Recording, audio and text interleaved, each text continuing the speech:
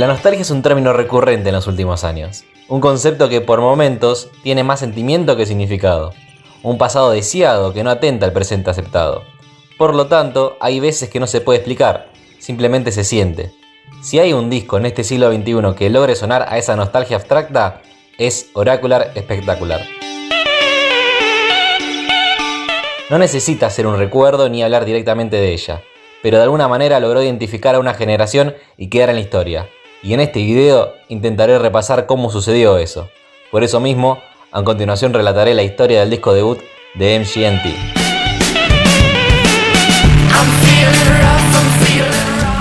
El contexto es simple.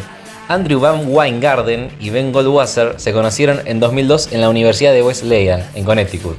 Empezaron a compartir y crear música a modo de hobby, sin saber que estaban formando un dúo.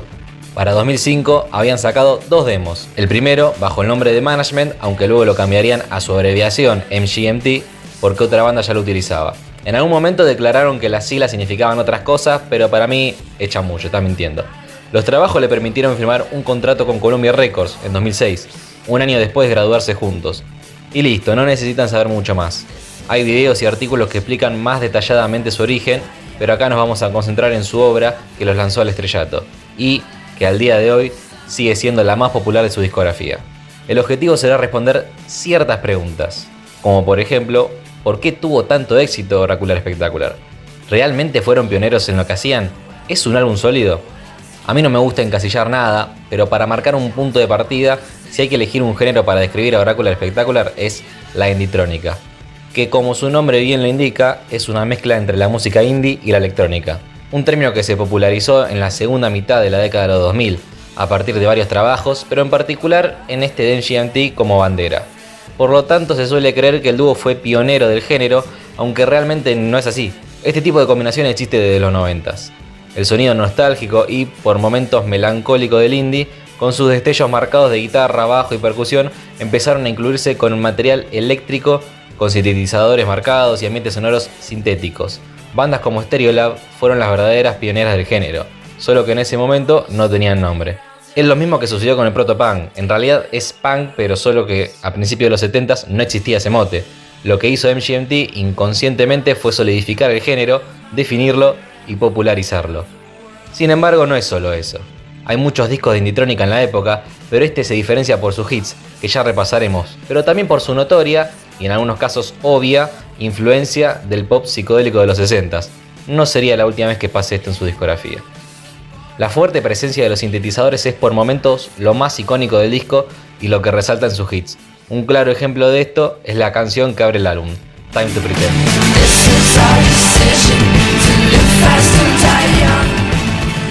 Pocas canciones de la década son más icónicas que esta. Una de esas está más adelante, pero no nos adelantemos.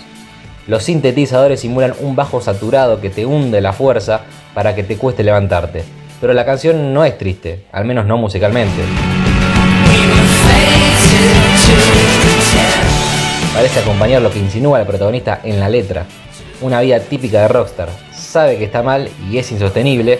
Es muy maduro para entender que la supuesta vida que conlleva la fama es una farsa, pero no es muy maduro para buscar otro camino. Su rápida y material vida finalmente se ahogará en su propio vómito y ese será el fin.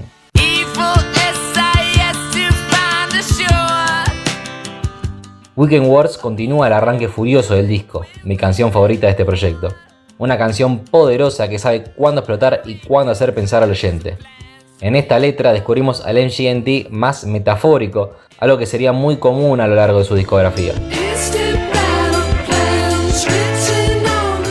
Una reflexión a la vida monótona y a los duelos de un joven veinteañero que terminó la universidad y no sabe muy bien cuál es el siguiente paso. Musicalmente las intenciones son similares.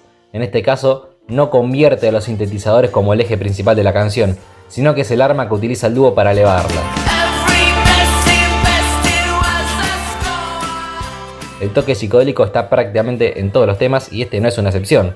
Tiene una estructura rara porque parece que su clímax aparece a la mitad del track, cuando la parte final se dedica más que nada a liberarse y a tratar de resignar todos los pensamientos que rodean la cabeza del protagonista de esta historia.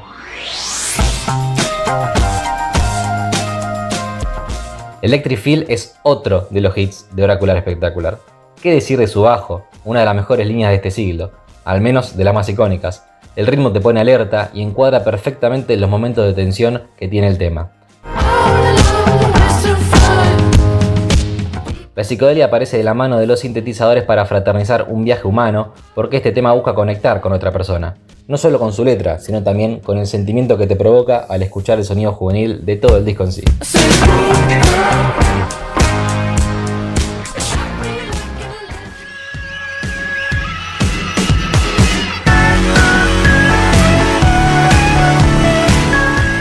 Kids, el hit por excelencia de NGT, es el encargado de cerrar el primer lado. Muy pocas cosas se pueden agregar a esta canción que aún no se sepan. De los estribillos, melodías y sintetizadores más pegadizos que se compusieron en los últimos 20 años. Aunque en realidad esta canción es un poquito más vieja. La dupla la creó mientras estaba en la universidad, junto a otras como Time to Pretend, por ejemplo. Y fue una de las razones por la que pudieron firmar con Columbia. Un mensaje que se puede interpretar de varias maneras, que a niveles generales podría significar la pérdida de la inocencia y los cambios que conlleva el crecer, pero que si la entendemos desde el punto de vista de unos veinteañeros que acaban de graduarse, podría representar el golpe de arrancar una nueva vida, porque prácticamente eran un bebé para la sociedad adulta. El buscar un trabajo ante escasas oportunidades y el dilema de no saber cuál es el siguiente paso se repite, como en la primera canción. Una representación fiel de la juventud en esa época, pero que tranquilamente se puede acoplar a la actualidad y al pasado. Un problema sin solución y que lamentablemente forma parte de esta sociedad. The Youth es otra de las canciones del primer lado, que se suma a las complementaciones del lado B como Pieces of What, Four Dimensional Transition, The Handshake y Future Reflections. Temas que concentran el lado psicodélico de la banda y que generan un contraste interesante pero también algo extraño en comparación a los éxitos poperos del disco, porque la calidad para mí se mantiene intacta más allá de que hayan intentos mejores y peores. La búsqueda demuestra que NGT no es un grupo solamente de éxitos, aunque quizá en este proyecto esa mezcla choca un poco. Creo que si hay un aspecto negativo de este disco es eso. Por lo tanto, respondiendo a la pregunta del inicio, no creo que sea el trabajo más sólido de esta banda, aunque eso es una característica, no necesariamente un aspecto negativo o positivo.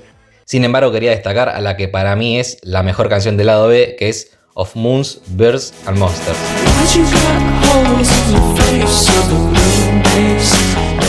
El equilibrio del disco. El lado indie de la banda se complementa perfectamente con su lado popero y eléctrico, todo bien adornado bajo una sombra psicodélica que destacó prácticamente en todo el álbum. La letra metafórica no faltó y, como la mayoría, tiene libertad absoluta de interpretación, pero el sentimiento de duda y confrontación de la realidad, típico de la juventud, se mantiene. Quizá el mejor tema de este proyecto. Luego de este breve repaso al contenido del disco, se asoman otras preguntas. ¿Por qué Oracular Spectacular fue tan importante? ¿Fue su mejor disco? ¿Por qué fue tan representativo de su generación? El disco debut de NGT representó una base de los ideales de la banda, no solo en cuanto a lo que querían expresar filosóficamente, sino también musicalmente. Este primer paso pienso yo que les permitió marcar un gran contraste con sus próximos proyectos, en los cuales se puede ver una evolución natural en el dúo, un crecimiento intelectual que resultó en una discografía cambiante, versátil y muy rica.